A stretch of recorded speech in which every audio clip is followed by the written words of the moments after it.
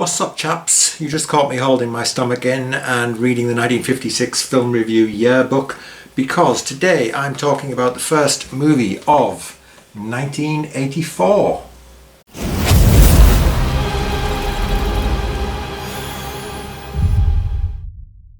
This was effectively a lost film for about 30 years because Orwell's widow Sonia absolutely hated it and withdrew it from circulation in the 70s for reasons I'll come to shortly.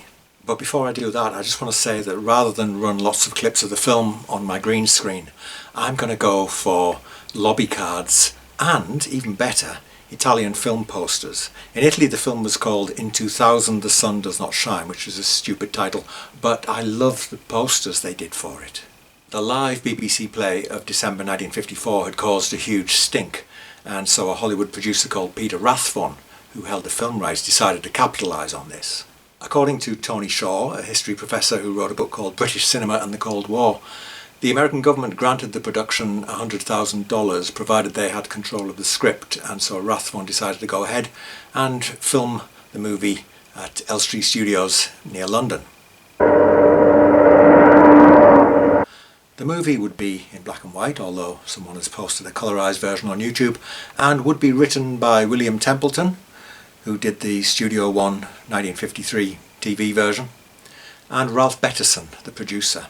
There'd been talk of bringing back Peter Cushing and Yvonne Mitchell from the BBC version, but when the script was presented to the British censors, it was given preemptively an X certificate, which meant that nobody under 18 could see it. So this was a huge blow to its box office prospects, and that meant that they weren't going to cast British actors that no one in America had heard of, and so they brought in two American actors, Edmond O'Brien as Winston and Jan Sterling as Julia.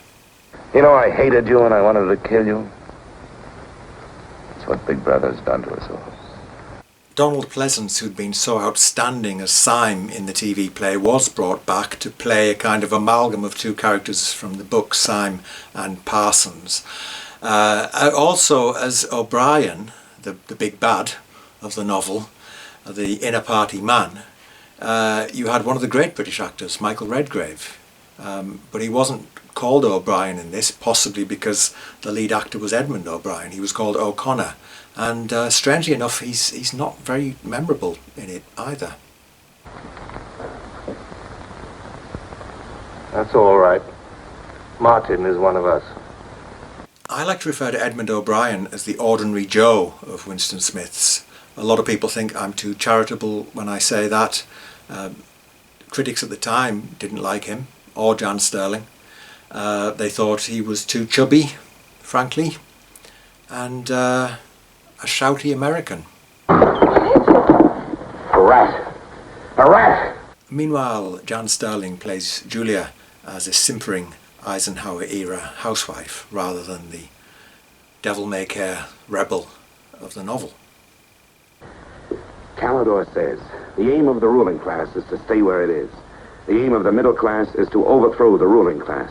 And the aim of the lower class is to create a society in which all classes are equal. Big Brother has so organized the inner party that there is no danger of the ruling class being deposed. Darling, aren't you listening? I'd like to have had a child. The director was Michael Anderson, who'd had a big hit with the war film The Dam Busters, which starred Michael Redgrave, and would go on to be nominated for an Oscar for the Around the World in 80 Days with David Niven. To give him credit, he gives 1984 a sense of scale and occasion. There are lots of wonderful set-piece scenes that hold up well, and unlike the TV versions, you really get the feeling that this takes place during a state of constant war, with bombs going off all over the place. And of course it was filmed in the East End. The location filming was in Stepney, in the East End of London, which had been flattened by the Luftwaffe during the Blitz. Special bulletin from the Ministry of Peace. Eurasian rocket bombs are approaching London. The production design by Terence Verity is fascinating and gives the movie a science fiction sheen which Orwell's widow Sonia absolutely detested.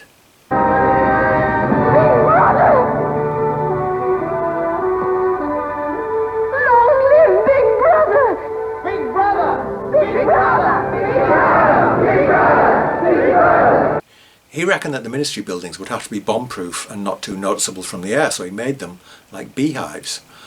Well, in Wellington, New Zealand, there's a parliament building called the Beehive, but I think they look weirdly like the Gherkin, the modern office building in London's financial district.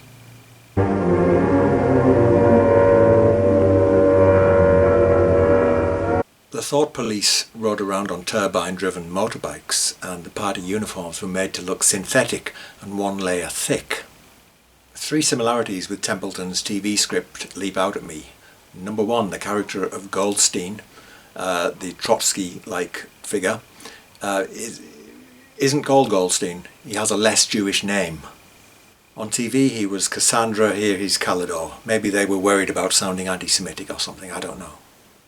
Number 2, Parsons' horrible daughter, who will turn you into the Thought Police as soon as look at you, and doesn't have a name in the book, is called Selina. I'll shoot you. I'll vaporize you. I'll send you to the uranium mine. Quiet now, Selina, quiet. And number 3, you don't see the rats of room 101, you only hear them.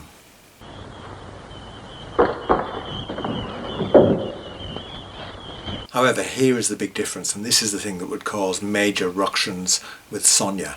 They shot 2 endings. One that was relatively faithful to the book, and another that was happier in a way. In the faithful-ish ending, Winston and Julia meet up in Victory Square, Trafalgar Square, and they have been brainwashed and tortured, and they love Big Brother now. And so when we hear of victories in foreign lands, Winston starts cheering, "Long live Big Brother." Long live Big Brother! Long live Big Brother! Long live Big Brother! Long live Big Brother! In the second version, shot with an American audience in mind, Winston has a last-minute change of heart, starts shouting "Down with Big Brother," and is killed, as is Julia. This was put to a vote among the staff at distribution companies on both sides of the Atlantic, and to everyone's surprise, the Americans went for the downbeat, faithful version with no hope, and the British went for the Down with Big Brother one. So when the film premiered in Leicester Square in London, and a squad of Thought Police rode in on their motorbikes and escorted people into the cinema smiling sweetly, Sonia boycotted the event. To make matters worse, Rathbone said words to the effect that if Orwell hadn't been sick and dying of tuberculosis when he wrote the book, he might have given it a happier ending. In 1965, Sonia was interviewed on the BBC. I think it was the only TV interview she ever gave. And this is what she said. The idea of giving 1984 a happy ending, which was done in the film, one of the films. Yes, the event was absolutely completely fatuous. crackers, yes. Completely fatuous. And, you know, the producer said, I know it's got an unhappy ending, but I have belief in human nature. And I was so cross, I said, well, your belief doesn't credit, but you simply missed the point. Most of the British critics thought the movie was terrible and that it compared badly to the BBC version, which was much, much cheaper. In America, 1984 was part of a double bill with a schlocky B-movie called The Gamma People, so that didn't do its reputation any good. And all in all, it was a resounding flop at the box office.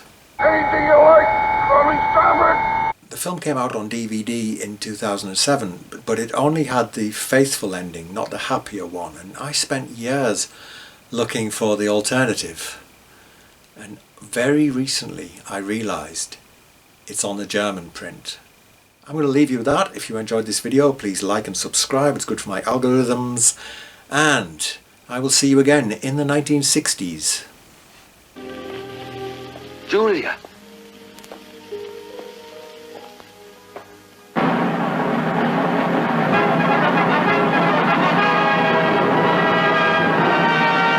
Achtung!